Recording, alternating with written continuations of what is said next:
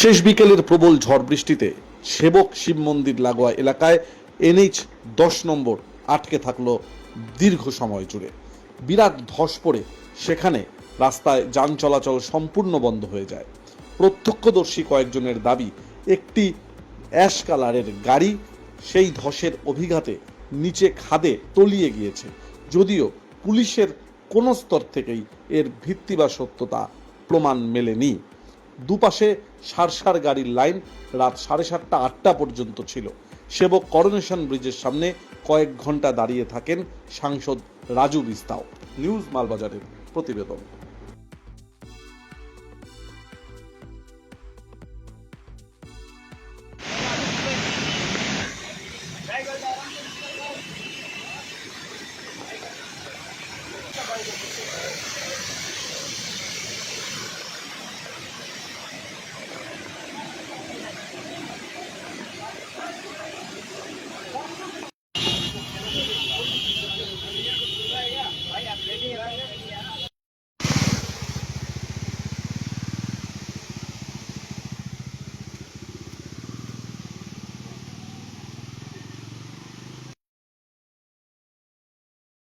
বিষ্ণুপুর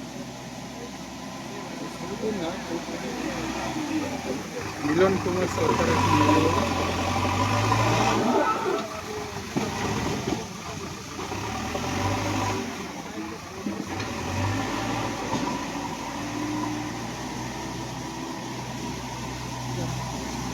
জাতীয় স্তরের বিখ্যাত চিকিৎসক